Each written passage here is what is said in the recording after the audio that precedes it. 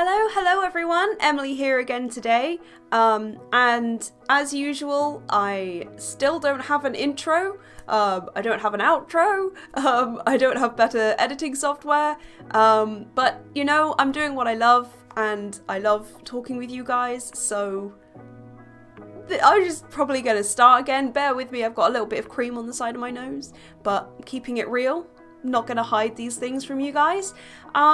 So today I wanted to talk a little bit about some things that, again, I get asked questions sometimes, and some things that have come up are about how we as a system communicate, because we're in a very, very lucky, privileged position as a system that we do have pretty good communication. So don't let what we say in this video speak for everybody with DID, because this is absolutely not everybody's experience. But that being said, I do have 5 sort of prompt questions to go through, and I will answer them about our system. So please remember that with any of our videos, they are always just about our experience. We cannot speak for everybody's, and I know that people have different experiences with this disorder. But without any more, introduction, as I said I wouldn't do, I will just crack on with the first prompt. So number 1 is, do you talk aloud when you're communicating, or do you just think? And that's kind of an interesting question with a bit of a varied answer. I think all of these are going to have a bit of a varied answer. So yes and no, we do talk aloud. Most of the time, the majority of the time, it's internal. We don't communicate that well, so we're not talking to each other all the time, but I do, it's sort of as if somebody's knocked on my door and said, hey, I'd like you to think about this. It's less of a dialogue in my head and more of, hey, I want you to think about this, sort of like just giving me a message. It's less of this back and forwards, although sometimes that can happen. But there are times when I will say something aloud, and those times are usually if somebody suddenly says a joke in a certain situation, or suddenly, Pepper wants to say something to Nick, I will voice their thoughts for them. Or if it's a particularly rubbish joke, I will go, for God's sake, Peter, or something. I will respond audibly to something they say. So if they say something that sort of catches me off guard, or something that's a bit surprising, sometimes I will just respond out loud.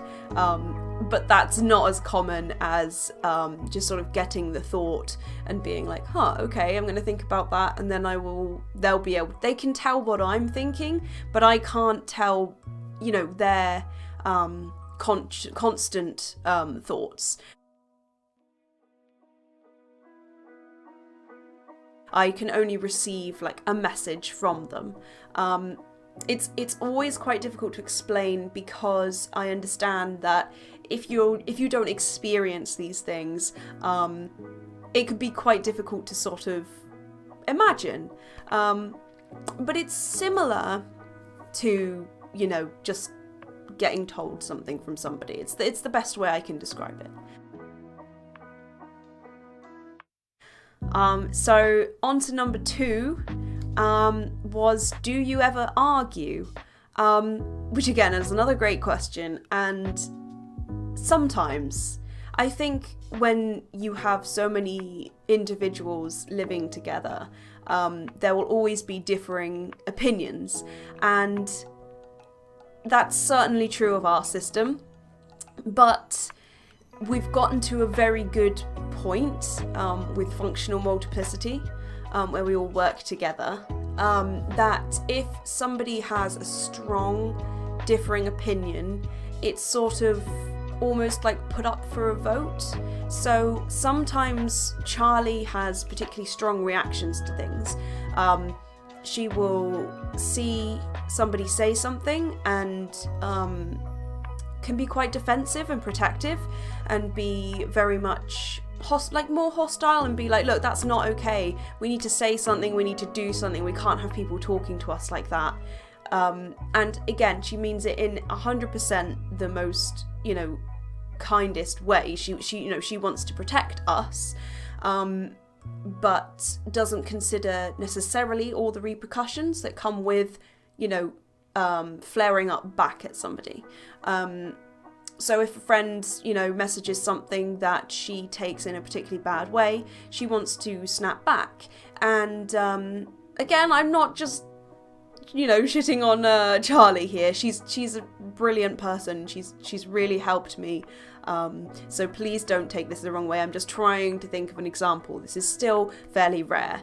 But anyway, she will want to send a reply being, very like, what the hell do you think you're saying? Like, sort of something like that. And as a system, not everybody, because I mean, my littles don't get involved in things like this, but me, Lucy, Ren, Pepper will all say, yeah, we could send that message, or we can try and resolve this situation in a different way, and we will often come up with a different solution, and because she's outnumbered, she kind of is like, look, it's not my life as an individual, it's a group experience. So she's really good at the fact that she will concede and let us say what we want to say, but she will make it very known that she is, pissed. She'll be fired up, and as I've said in previous videos, if an alter feels an emotion particularly strongly, we all kind of feel it. So if she's really heated about something, we all know.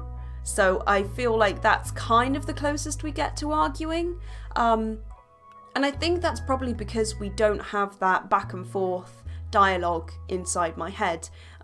It's usually just, here's a message. So if somebody says something that I disagree with, it's just, here's what I think, and I respond to that, rather than it being a constant back and forth, if that makes sense.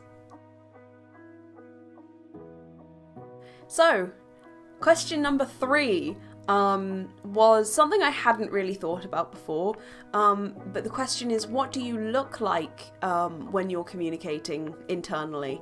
And again, because it's something that we don't do, that often, with our system, it's kind of like somebody's fronting and then we kind of almost leave them alone a bit, but when we're co-fronting, so when I'm co-fronting with Pepper, we will sometimes have almost a dialogue. So I'll hear her thoughts, which are kind of what she's saying.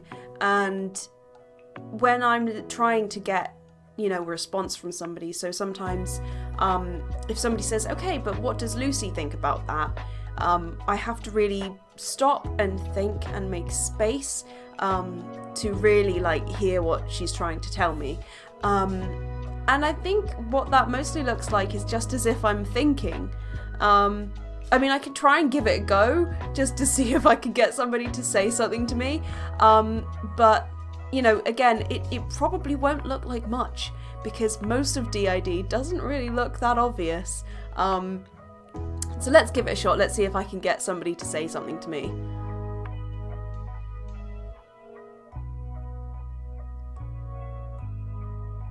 Okay, brilliant. As simple as that. So basically Ren was just like, this seems really stupid, in a very friendly, light-hearted tone, just like, God, this is so stupid. So that's what it looks like. Obviously that can vary, and sometimes it'll be really quick, and sometimes I'll have to be really, if it's something that somebody really wants an opinion on, I'll have to take a lot of time. Basically, I just don't look people in the eye. I just sort of avert my gaze, or even sometimes will close my eyes. Just really focus and concentrate on what somebody's trying to tell me. So yeah, that's kind of what I look like when we're trying to communicate. Again, this is not the same for everybody, just our system. So question number 4 is, how do you know your thoughts are different from an alter? So how can you tell what's your thoughts and what's an alter? And that's kind of really difficult to answer. Again, because unless you've experienced it, it's quite difficult to explain, but I'll do my best. Your thoughts, you can even have arguments with yourself. You can have sort of, what about this? Weighing up situations, weighing up the best outcomes. You can have all kinds of thoughts.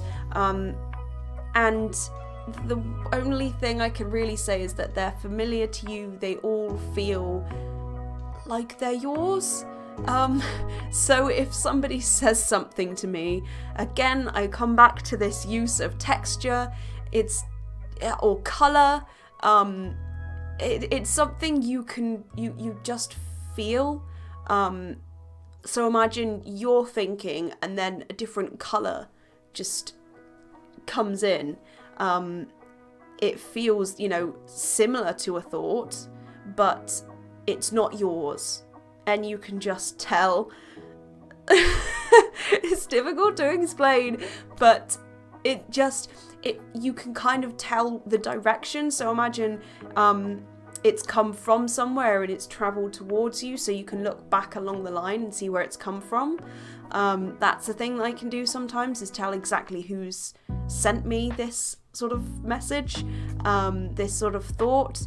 Again, if somebody is feeling particularly emotional, that thought, isn't deliberately sent to me. It's just something they're feeling or thinking, but it will get sent to me.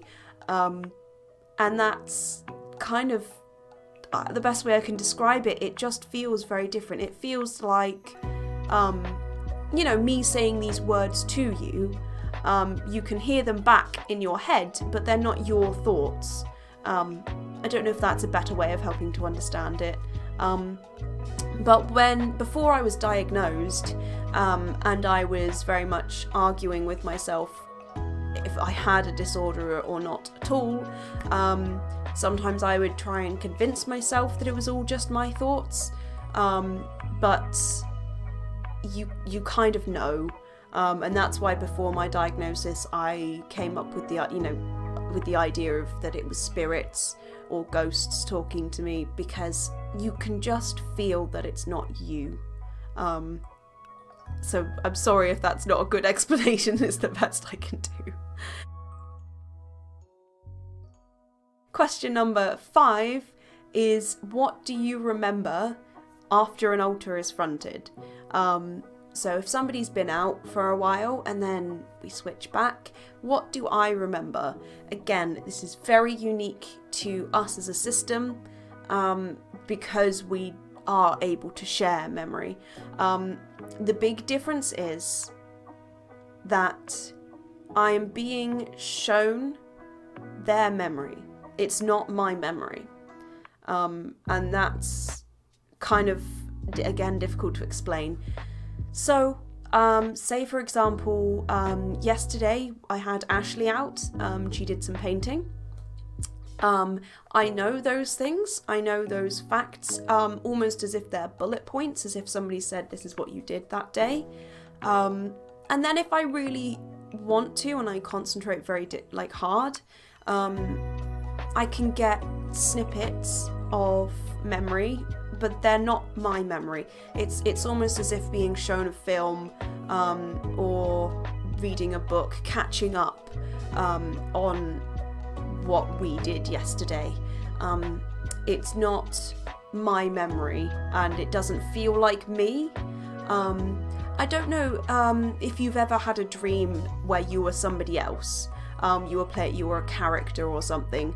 Those thoughts and feelings you're having in that dream at the time, they're not yours because they were characters.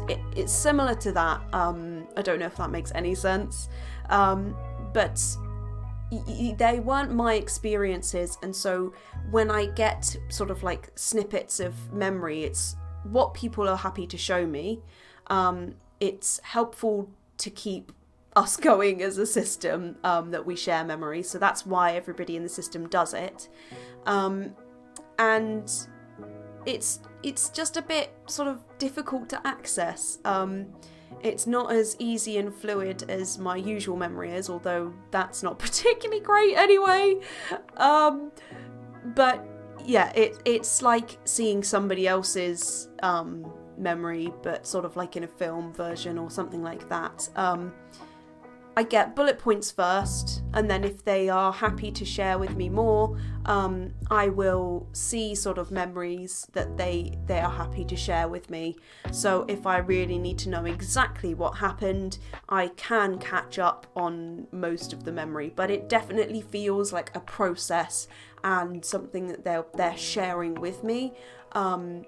And it doesn't feel like my own memory, and it feels almost like watching or catching up on something.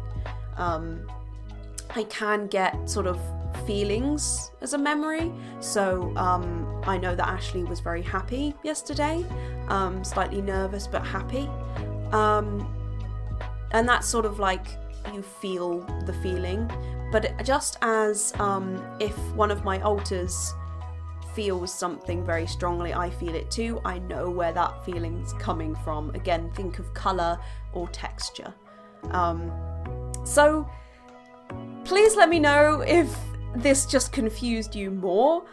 Please let me know if it was very helpful, because I love getting you guys' comments. So thank you so much for watching. I really appreciate it. I really hope you have a fantastic day. I hope this video was a little bit of fun for you, and I will see you next Tuesday. Thanks so much for watching. Bye!